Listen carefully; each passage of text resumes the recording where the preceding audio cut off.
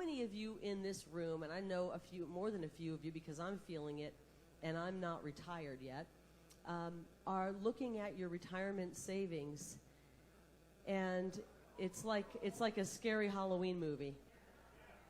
I just talked to my neighbor. He said, I am so concerned how I'm going to make it through my retirement. He's on the front end of his retirement.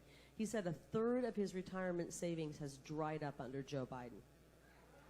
We can't continue along these lines. And until we can vote that bumbling fool out of the White House, we got to have a governor who's going to stand up for us. And that's why last week we unveiled our plan. It truly is a plan to help fight the inflation that Joe Biden has created by returning $500 million of your hard-earned money back to you. We're going to reduce and get rid of the grocery tax and the rental tax. So if you pay rent, you won't have to pay tax on that. Somebody said, well, this isn't going to help every single Arizona. It's going to help a lot of Arizonans. We're going to send $500 million back into your pockets, and that's just the start. We're going to work every single year to cut taxes. And you know why we're going to do that? Because one of my heroes, Ronald Reagan, did precisely that. When he was handed a terrible economy under Jimmy Carter, and it was thrown into his lap, he said, we're not going to raise taxes. That's what the Democrats want to do, raise taxes. We're going to lower taxes.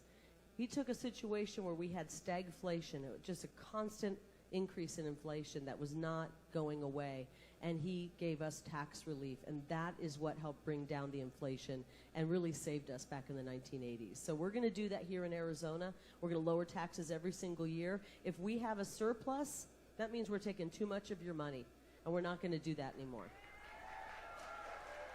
And then we're going to capitalize on some of the bad leadership we're seeing in these blue states. I know Governor Youngkin, was just talking to him backstage. He's amazing, by the way. I can't wait till you get to meet him. And he was in Oregon last night, and he said the people in these blue states are so ready for a change.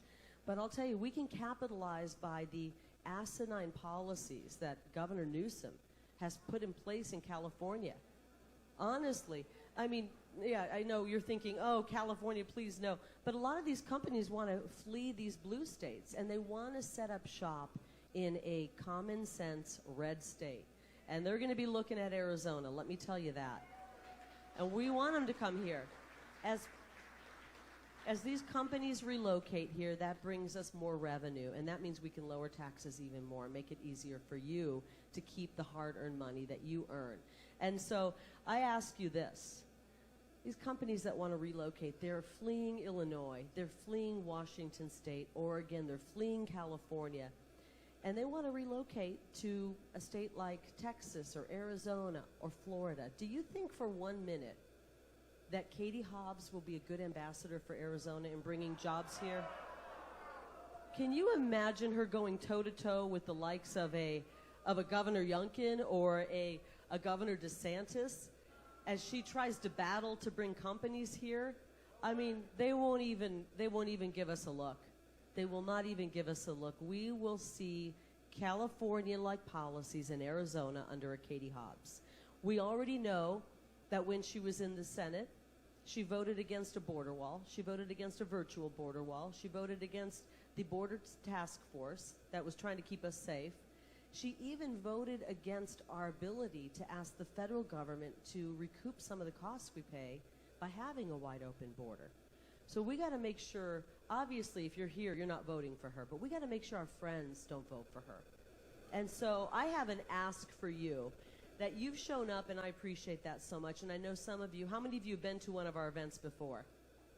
Good, we got some repeat friends. Thank you so much. I'm asking that we do something a little more challenging, that we reach out to friends and contacts in our phone, friends who maybe haven't talked to for a while, who are independent, maybe they're Democrat, and maybe 3 years ago you would have never broached politics with them at all because you're like, no way, they're Democrat. I have a feeling our Democrat friends are rethinking their choices right now. Now, you got to be gentle. Don't go in and say, I told you so, because that's not going to work. We need to start making contact with our Democrat friends and just say, hey, I know things aren't going well. I know if I'm struggling, that probably means you're struggling. Have you thought about voting different?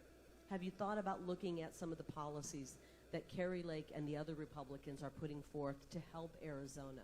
Because I'm a big believer, and if you've heard me on Garrett's show, our policies are good for all Arizonans.